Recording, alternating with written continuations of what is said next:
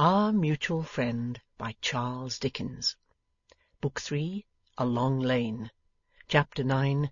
Somebody becomes the subject of a prediction.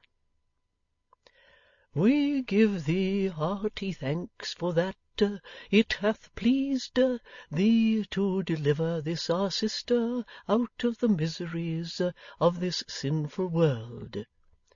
So read the Reverend Frank Milvey in a not untroubled voice, for his heart misgave him that all was not quite right between us and our sister, or say our sister-in-law, poor law, and that we sometimes read these words in an awful manner over our sister and our brother too. And Sloppy, on whom the brave deceased had never turned her back until she ran away from him, knowing that otherwise he would not be separated from her, Sloppy could not in his conscience as yet find the hearty thanks required of it. Selfish in Sloppy, and yet excusable, it may be humbly hoped, because our sister had been more than his mother. The words were read above the ashes of Betty Higden in a corner of a churchyard near the river, in a churchyard so obscure that there was nothing in it but grass mounds, not so much as one single tombstone. It might not be to do an unreasonably great deal for the diggers and hewers in a registering age if we ticketed their graves at the common charge, so that a new generation might know which was which, so that the soldier, sailor, emigrant, coming home, should be able to identify the resting-place of father, mother, playmate, or betrothed. For, we turn up our eyes and say that we are all alike in death, and we might turn them down and work the saying out in this world, so far. It would be sentimental, perhaps, but how say ye, my lords and gentlemen and honourable boards, shall we not find good standing room left for a little sentiment, if we look into our crowds?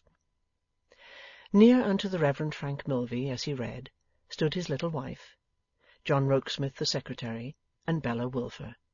These, over and above Sloppy, were the mourners at the lowly grave.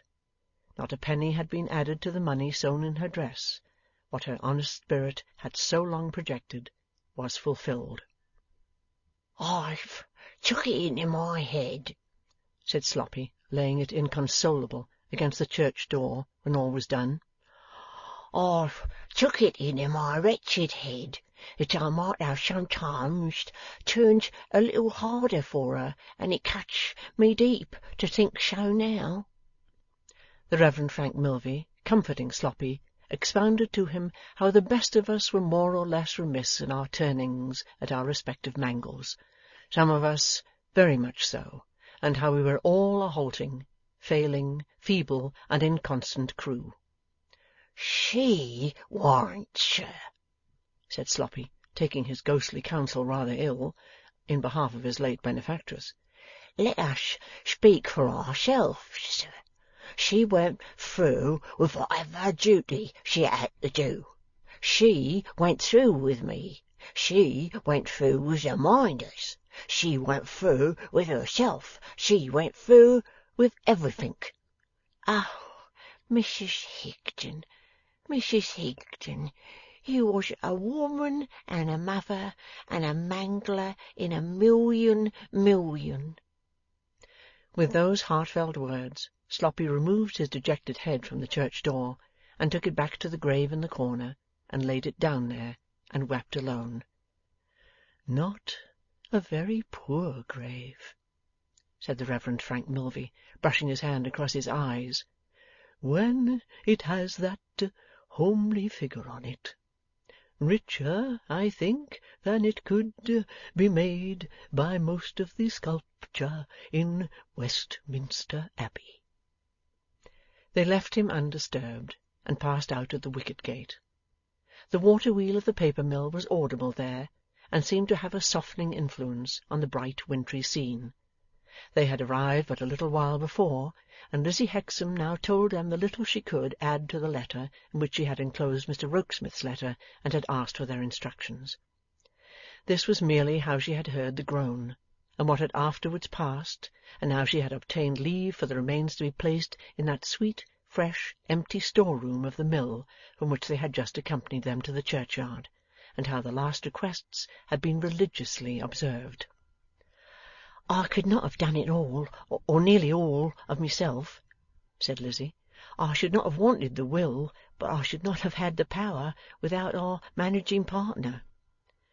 "Surely not the Jew who received us?" said Mrs Milvey. "My dear," observed her husband in parenthesis, "why not?" "The gentleman certainly is a Jew," said Lizzie, "and the lady, his wife, is a Jewess, and I was first brought to their notice by a Jew. But I think there cannot be kinder people in the world." "But suppose they try to convert you?" suggested Mrs Milvey, bristling in her good little way as a clergyman's wife. "To do what, ma'am?" asked Lizzie, with a modest smile. "To make you change your religion," said Mrs Milvey. Lizzie shook her head, still smiling. "They have never asked me what my religion is. They asked me what my story was, and I told them. They asked me to be industrious and faithful, and I promised to be so. They most willingly and cheerfully do their duty to all of us who are employed here, and we try to do ours to them. Indeed, they do much more than their duty to us, for they are wonderfully mindful of us in many ways." "It is easy to see you are a favourite, my dear," said little Mrs Milvey, not quite pleased. "It would be very ungrateful in me to say I am not," returned Lizzie, "for I have been already raised to a place of confidence here. But that makes no difference in their following their own religion and leaving all of us to ours. They never talk of theirs to us, and they never talk of ours to us. If I was in last in the mill, it would be just the same. They never asked me what religion that poor thing had followed." "My dear," said Mrs Milvey, aside to the Reverend Frank, "I wish you would talk to her." "My dear," said the Reverend Frank, aside to his good little wife, "I think I will leave it to somebody else. The circumstances are hardly favourable. There are plenty of talkers going about, my love, and she will soon find one." While this discourse was interchanging, both Bella and the Secretary observed Lizzie Hexam with great attention. Brought face to face for the first time with the daughter of his supposed murderer, it was natural that John Harmon should have his own secret reasons for a careful scrutiny of her countenance and manner. Bella knew that Lizzie's father had been falsely accused of the crime which had had so great an influence on her own life and fortunes, and her interest, though it had no secret springs like that of the Secretary, was equally natural. Both had expected to see something very different from the real Lizzie Hexam, and thus it fell out that she became the unconscious means of bringing them together. For, when they had walked on with her to the little house in the clean village by the paper mill, where Lizzie had a lodging with an elderly couple employed in the establishment, and when Mrs Milvey and Bella had been up to see her room and had come down, the mill bell rang. This called Lizzie away for the time, and left the Secretary and Bella standing rather awkwardly in the small street.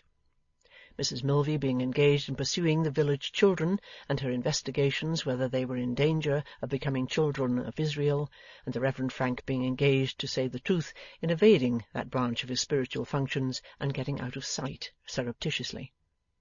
Bella at length said, "Hadn't we better talk about the commission we have undertaken, Mr Rokesmith?" "By all means," said the Secretary. "I suppose," faltered Bella, "that we are both commissioned, or we shouldn't both be here?" "I suppose so," was the Secretary's answer. "When I proposed to come with Mr and Mrs Milvey," said Bella, "Mrs Boffin urged me to do so in order that I might give her my small report. It's not worth anything, Mr Rokesmith, except for its being a woman's, which indeed with you may be a fresh reason for its being worth nothing, of Lizzie Hexam." "Mr Boffin," said the Secretary, "directed me to come for the same purpose." As they spoke, they were leaving the little street and emerging on the wooded landscape by the river. "You think well of her, Mr Rokesmith?" pursued Bella, conscious of making all the advances. "I think highly of her." "I am so glad of that. Something quite refined in her beauty, is there not?" "Her appearance is very striking." There is a shade of sadness upon her that is quite touching. At least I am not setting up my own poor opinion, you know, Mr. Rokesmith," said Bella, excusing and explaining herself in a pretty shy way. "I am consulting you." "I noticed that sadness. I hope it may not," said the Secretary in a lower voice, "be the result of the false accusation which has been retracted."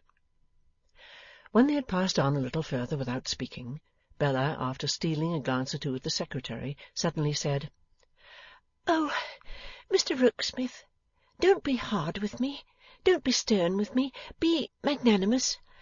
I want to talk with you on equal terms." The Secretary as suddenly brightened, and returned, "Upon my honour, I had no thought but for you. I forced myself to be constrained, lest you might misinterpret my being more natural. There! It's gone." "Thank you," said Bella, holding out her little hand. "Forgive me." "No," cried the Secretary eagerly, "forgive me." For there were tears in her eyes, and they were prettier in his sight, though they smote him on the heart rather reproachfully too, than any other glitter in the world. When they had walked a little further, "You were going to speak to me," said the Secretary, with the shadow so long on him quite thrown off and cast away, "about Lizzie Hexam. So was I going to speak to you, if I could have begun." "Now that you can begin, sir," returned Bella, with a look as if she italicized the word by putting one of her dimples under it, "what were you going to say?"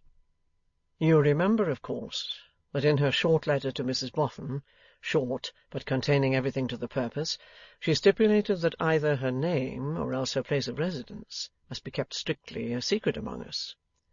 Bella nodded yes. "It is my duty to find out why she made that stipulation. I have it in charge from Mr Boffin to discover, and I am very desirous for myself to discover, whether that retracted accusation still leaves any stain upon her. I mean, whether it places her at any disadvantage towards any one, even towards herself." "Yes," said Bella, nodding thoughtfully, "I understand. That seems wise and considerate." "You may not have noticed, Miss Wilfer, that she has the same kind of interest in you that you have in her, just as you are attracted by her by her appearance and manner, she is attracted by yours." "I certainly have not noticed it," returned Bella, again italicizing with the dimple, "and I should have given her credit for—" The Secretary, with a smile, held up his hand, so plainly interposing "not for better taste," that Bella's colour deepened over the little piece of coquetry she was checked in. "And so," resumed the Secretary, "if you would speak with her alone before we go away from here, I feel quite sure that a natural and easy confidence would arise between you. Of course you would not be asked to betray it, and of course you would not if you were.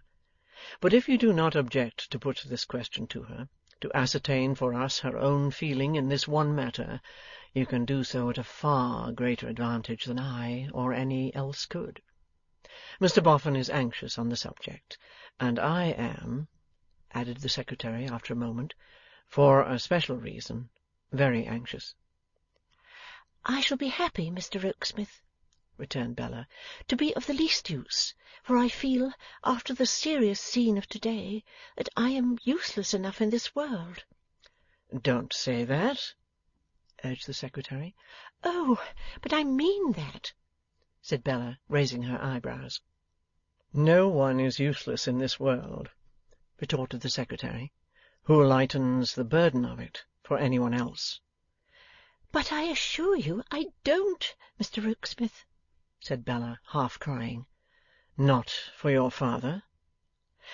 "Dear, loving, self-forgetting, easily satisfied Pa! Oh, yes, he thinks so." "It is enough if he only thinks so," said the Secretary. "Excuse the interruption. I don't like to hear you depreciate yourself." "But you once depreciated me, sir," thought Bella, pouting, "and I hope you may be satisfied with the consequences you brought upon your head. However, she said nothing to that purpose. She even said something to a different purpose. "Mr. Rokesmith, it seems so long since we spoke together naturally that I am embarrassed in approaching another subject. Mr. Boffin. You know I am very grateful to him, don't you? You know I feel a true respect for him, and am bound to him by the strong ties of his own generosity. Now don't you?" "Unquestionably. And also that you are his favourite companion." "That makes it," said Bella, "so very difficult to speak of him. But does he treat you well?" "You see how he treats me," the secretary answered with a patient and yet proud air. "Yes, and I see it with pain," said Bella, very energetically. The secretary gave her such a radiant look that if he had thanked her 100 times, he could not have said as much as the look said. "I see it with pain," repeated Bella, "and it often makes me miserable. Miserable because I cannot bear to be supposed to approve of it, or have any indirect share in it. Miserable because I cannot bear to be forced to admit to myself that fortune is spoiling Mr. Boffin." "Miss Wilfer," said the secretary with a beaming face, "if you could know with what delight I make the discovery that fortune isn't spoiling you, you would know that it more than compensates me for any slight at any other hands." "Oh, don't speak of me," said Bella, giving herself an impatient little slap with her glove. "You don't know me as well as—" "As you know yourself," suggested the secretary, finding that she'd stopped. "Do you know yourself?"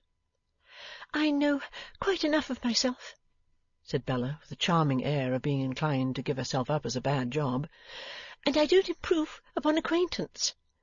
But Mr. Boffin—" "That Mr. Boffin's manner to me, or consideration for me, is not what it used to be," observed the secretary, "must be admitted. It is too plain to be denied." "Are you disposed to deny it, Mr. Rokesmith?" asked Bella, with a look of wonder. "Ought I not to be glad to do so, if I could? Though it were only for my own sake?" "Truly," returned Bella, "it must try you very much, and you must please promise me that you won't take ill what I am going to add, Mr. Rokesmith." "I promise it with all my heart." "And it must sometimes, I should think," said Bella, hesitating, "a little lower you in your own estimation?" Assenting with a movement of his head, though not at all looking as if it did, the secretary replied, "I have very strong reasons, Miss Wilfer, for bearing with the drawbacks of my position in the house we both inhabit. Believe that they are not all mercenary, although I have, through a series of strange fatalities, faded out of my place in life. If what you see with such a gracious and good sympathy is calculated to rouse my pride, there are other considerations, and those you do not see, urging me to quiet endurance. The latter are by far the stronger." "I think I have noticed, Mr. Rokesmith," said Bella, looking at him with curiosity as not quite making him out, "that you repress yourself and force yourself to act a passive part." "You are right. I repress myself, and force myself to act a part. It is not in tameness of spirit that I submit. I have a settled purpose." "And a good one, I hope?" said Bella. "And a good one, I hope," he answered, looking steadily at her. "Sometimes I have fancied, sir," said Bella, turning away her eyes, "that your great regard for Mrs. Boffin is a very powerful motive with you." "You are right again. It is. I would do anything for her, bear anything for her. There are no words to express how I esteem that good, good woman." "As I do too. May I ask you one more thing, Mr. Rokesmith?" "Anything more?" "Of course you see that she really suffers when Mr. Boffin shows how he is changing?" "I see it every day, as you see it, and am grieved to give her pain. To give her pain, said Bella, repeating the phrase quickly, with her eyebrows raised. I am generally the unfortunate cause of it. Perhaps she says to you, as she often says to me, that he is the best of men in spite of all. I often overhear her, in her honest and beautiful devotion to him, saying so to you, returned the secretary with the same steady look, but I cannot assert that she ever says so to me. Bella met the steady look for a moment with a wistful, musing little look of her own, and then, nodding her pretty head several times, like a dimpled philosopher of the very best school, who was moralizing on life, heaved a little sigh, and gave up things in general for a bad job, as she had previously been inclined to give up herself. But for all that, they had a very pleasant walk. The trees were bare of leaves, and the river was bare of water-lilies, but the sky was not bare of its beautiful blue, and the water reflected it, and a delicious wind ran with the stream, touching the surface crisply. Perhaps the old mirror was never yet made by human hands, which, if all the images it has in its time reflected could pass across its surface again, would fail to reveal some scene of horror or distress. But the great serene mirror of the river seemed as if it might have reproduced all it had ever reflected between those placid banks, and brought nothing to the light save what was peaceful, pastoral, and blooming. So they walked, speaking of the newly filled-up grave, and of Johnny, and of many things. So on their return they met brisk Mrs. Milvey coming to seek them, with the agreeable intelligence that there was no fear for the village children, there being a Christian school in the village, and no worse Judaical interference with it than to plant its garden. So they got back to the village as Lizzie Hexam was coming from the paper mill, and Bella detached herself to speak with her in her own home. "I am afraid it is a poor room for you," said Lizzie with a smile of welcome, as she offered the post of honour by the fireside. "Not so poor as you think, my dear," returned Bella, "if you knew all."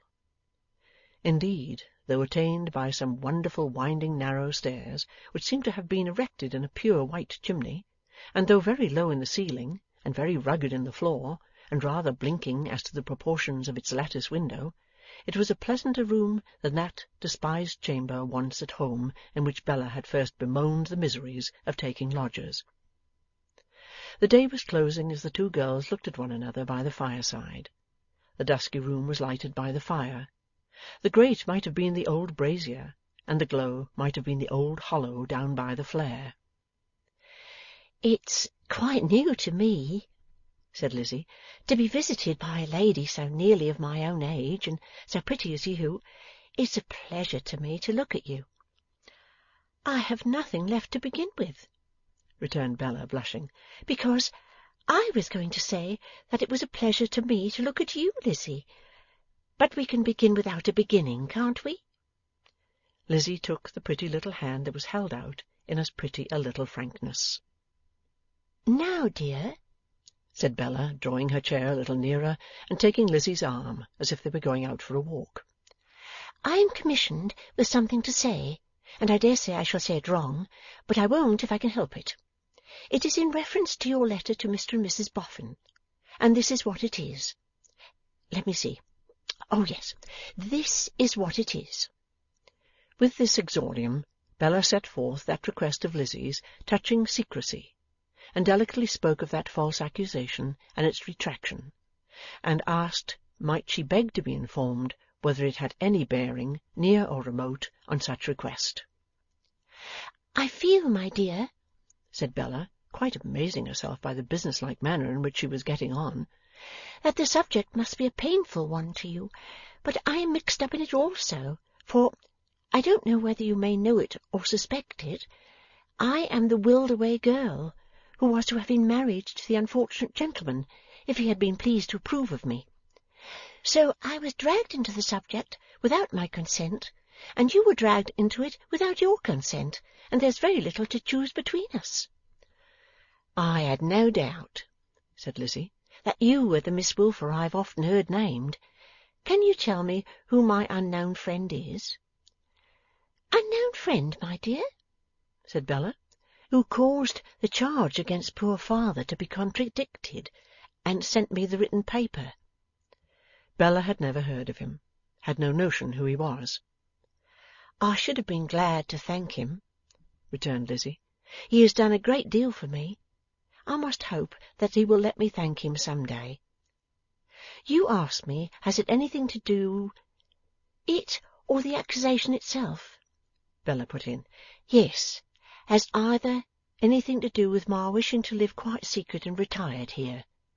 "No."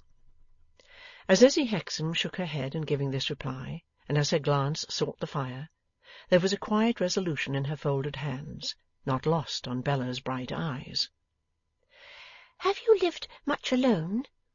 asked Bella. "Yes. It's nothing new to me. I used to be always alone many hours together in the day and in the night, when poor father was alive." "You have a brother, I have been told?" "I have a brother, but he is not friendly with me. He is a very good boy, though, and has raised himself by his industry. I don't complain of him." As she said it, with her eyes upon the fire-glow, there was an instantaneous escape of distress into her face. Bella seized the moment to touch her hand. "Lizzie, I wish you would tell me whether you have any friend of your own sex and age." "I've lived that lonely kind of life that I have never had one," was the answer. "Nor I neither," said Bella. "Not that my life has been lonely, for I could have sometimes wished it lonelier, instead of having Ma going on like the tragic muse, with a face-ache and majestic corners, and Lavvy being spiteful, though of course I'm very fond of them both. I wish you could make a friend of me, Lizzie. Do you think you could? I have no more of what they call character, my dear, than a canary bird, but I know I am trustworthy." The wayward, playful, affectionate nature, giddy for want of the weight of some sustaining purpose, and capricious because it was always fluttering among little things, was yet a captivating one. To Lizzie it was so new, so pretty, at once so womanly and so childish, that it won her completely. And when Bella said again, "Do you think you could, Lizzie?" with her eyebrows raised, her head inquiringly on one side, and an odd doubt about it in her own bosom, Lizzie showed beyond all question that she thought she could. "Tell me, my dear," said Bella, "what is the matter, and why you live like this?" Lizzie presently began, by way of prelude, "You must have many lovers," when Bella checked her with a little scream of astonishment. "My dear, I haven't one." "Not one?" "Well, perhaps one," said Bella. "I am sure I don't know. I had one, but what he may think about it at the present time I can't say. Perhaps I have half a one. Of course I don't count that idiot George Sampson. However, never mind me. I want to hear about you."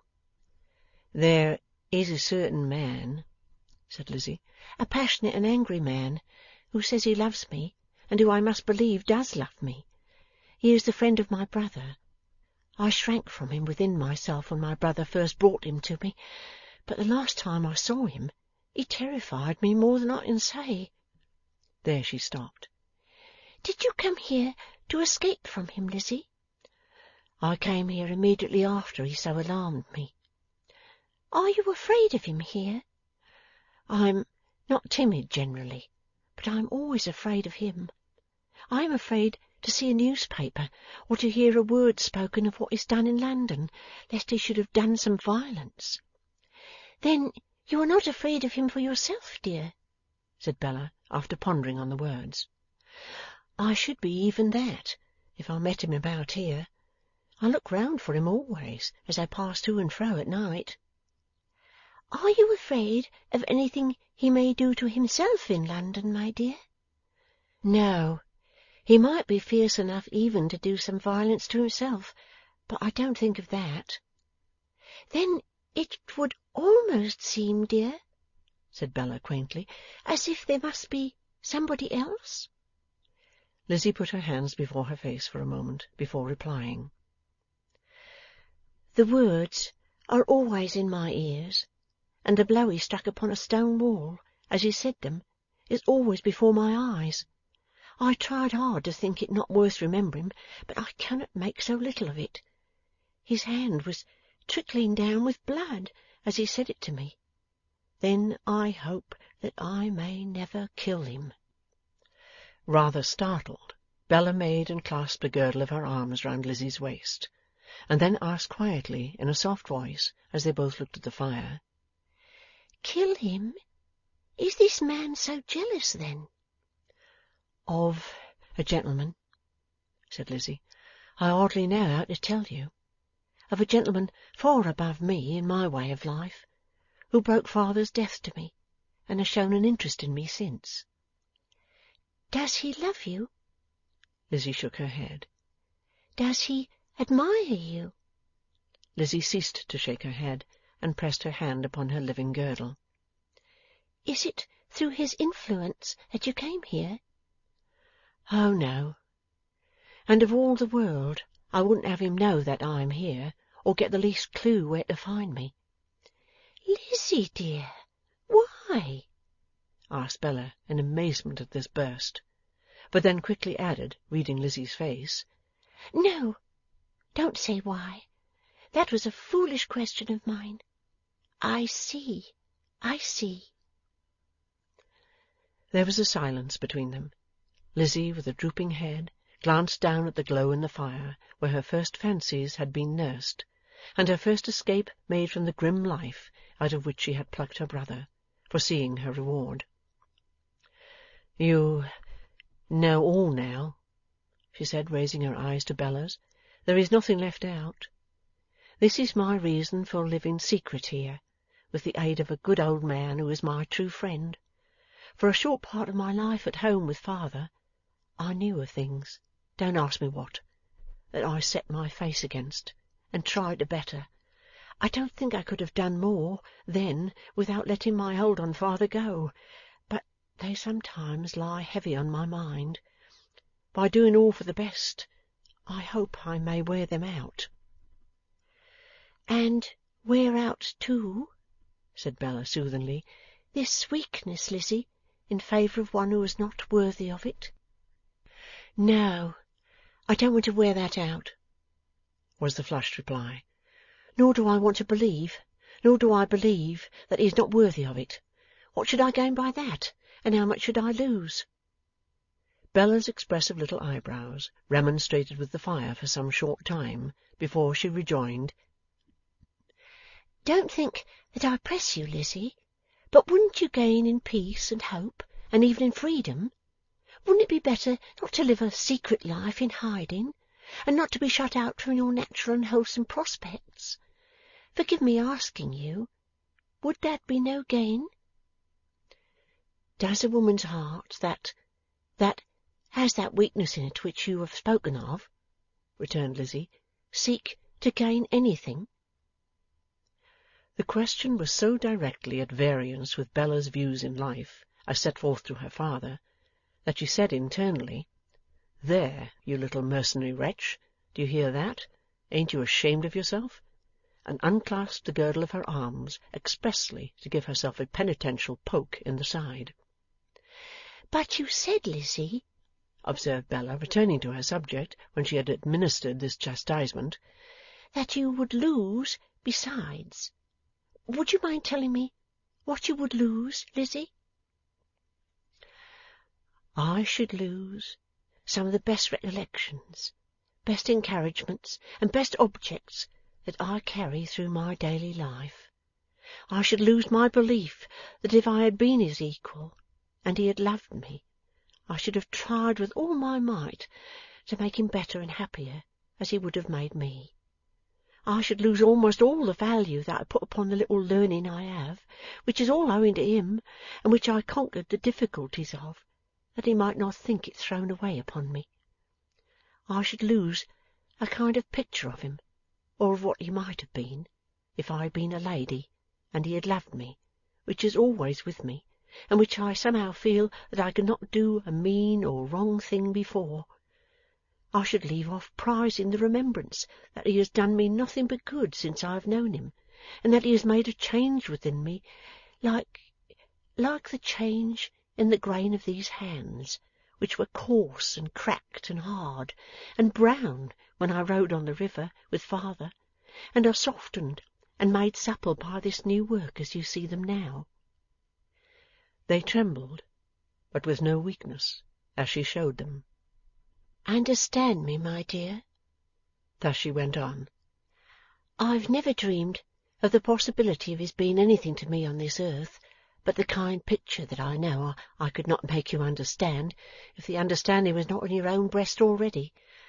I've no more dreamed of the possibility of my being his wife than he ever has, and words could not be stronger than that.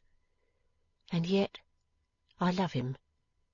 I love him so much, and so dearly, that when I sometimes think my life may be but a weary one, I am proud of it and glad of it. I am proud and glad to suffer something for him, even though it is of no service to him, and he will never know of it or care for it. Bella sat enchained by the deep unselfish passion of this girl or woman of her own age, courageously revealing itself in the confidence of her sympathetic perception of its truth. And yet she had never experienced anything like it, or thought of the existence of anything like it. It was late upon a wretched night, said Lizzie, when his eyes first looked at me in my old riverside home, very different from this. His eyes may never look at me again. I would rather that they never did. I hope that they never may. But I would not have the light of them taken out of my life for anything my life can give me. I've told you everything now, my dear.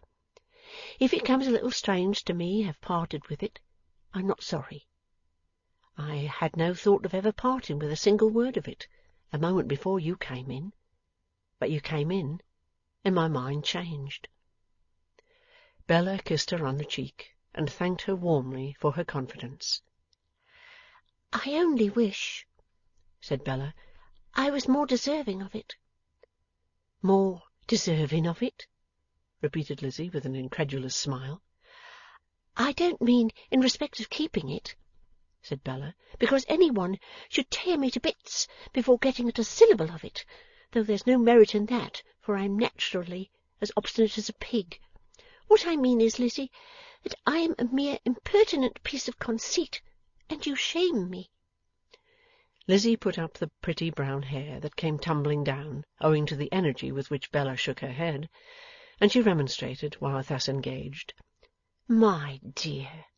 Oh, it's all very well to call me your dear, said Bella with a pettish whimper, and I am glad to be called so, though I have slight enough claim to be, but I am such a nasty little thing. My dear, urged Lizzie again. Such a shallow, cold, worldly, limited little brute, said Bella, bringing out her last adjective with culminating force. Do you think, inquired Lizzie with her quiet smile, the hair being now secured, that I don't know better? Do you know better, though? said Bella. Do you really believe you know better? Oh, I should be so glad if you did know better, but I am so very much afraid that I must know best. Lizzie asked her, laughing outright, whether she ever saw her own face or heard her own voice. I suppose so, returned Bella. I look in a glass often enough, and I chatter like a magpie. I've seen your face and heard your voice at any rate, said Lizzie, and they have tempted me to say to you, with a certainty of not going wrong, what I thought I should never say to any one. Does that look ill? No, I hope it doesn't, pouted Bella, stopping herself in something between a humoured laugh and a humoured sob. I used once to see pictures in the fire, said Lizzie playfully, to please my brother. Shall I tell you what I see down there where the fire is glowing? They had risen and were standing on the hearth, the time being come for separating. Each had drawn an arm around the other to take leave. Shall I tell you, asked Lizzie, what I see down there? Limited little bee, suggested Bella, with her eyebrows raised. A heart well worth winning and well won.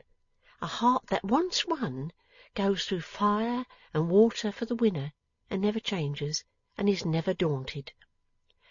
girl's heart?" asked Bella, with accompanying eyebrows. Lizzie nodded. "And the figure to which it belongs is yours?" suggested Bella. "No, most clearly and distinctly yours." So the interview terminated with pleasant words on both sides, and with many reminders on the part of Bella that they were friends, and pledges that she would soon come down into that part of the country again. Therewith Lizzie returned to her occupation, and Bella ran over to the little inn to rejoin her company. "You look rather serious, Miss Wilfer," was the secretary's first remark. "I feel rather serious," returned Miss Wilfer. She had nothing else to tell him but that Lizzie Hexam's secret had no reference whatever to the cruel charge or its withdrawal. Oh yes, though, said Bella, she might as well mention one other thing. Lizzie was very desirous to thank her unknown friend who had sent her the written retraction. Was she indeed? Observed the secretary. Ah, Bella asked him, had he any notion who that unknown friend might be? He had no notion whatever. They were on the borders of Oxfordshire, so far had poor old Betty Higden strayed. They were to return by the train presently, and the station being near at hand, the Reverend Frank and Mrs. Frank, and Sloppy and Bella and the secretary set out to walk to it. Few rustic paths are wide enough for five, and Bella and the secretary dropped behind. "Can you believe, Mr. Rokesmith," said Bella, "that I feel as if whole years had passed since I went into Lizzie Hexam's cottage?" "We have crowded a good deal into the day," he returned, "and you were much affected in the churchyard. You are overtired."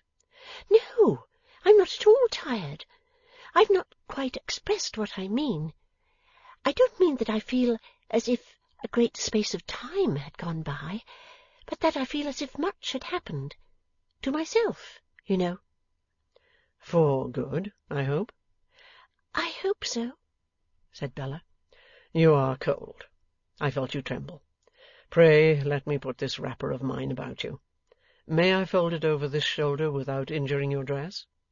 Now, it will be too heavy and too long. Let me carry this end over my arm, as you have no arm to give me." Yes, she had, though. How she got it out, in her muffled state, heaven knows, but she got it out somehow. There it was, and slipped it through the secretary's. "I have had a long and interesting talk with Lizzie, Mr. Rokesmith, and she gave me her full confidence." "She could not withhold it," said the secretary. "I wonder how you come," said Bella, stopping short as she glanced at him, "to say to me just what she said about it." "I infer that it must be because I feel just as she felt about it." "And how was that? Do you mean to say, sir?" asked Bella, moving again. "That if you were inclined to win her confidence, anybody's confidence, you were sure to do it." The railway at this point knowingly shutting a green eye and opening a red one, they had to run for it. As Bella could not run easily so wrapped up, the secretary had to help her. When she took her opposite place in the carriage corner, the brightness in her face was so charming to behold that on her exclaiming, "What beautiful stars, and what a glorious night!" the secretary said, "Yes," but seemed to prefer to see the night and the stars in the light of her lovely little countenance, to looking out of the window. Oh, Boofer lady, fascinating Boofer lady, if I were but legally executor of Johnny's will, if I had but the right to pay your legacy and to take your receipt. Something to this purpose surely mingled with the blast of the train as it cleared the stations, all knowingly shutting up their green eyes and opening their red ones when they prepared to let the Boofer lady pass. End of Book 3, Chapter 9.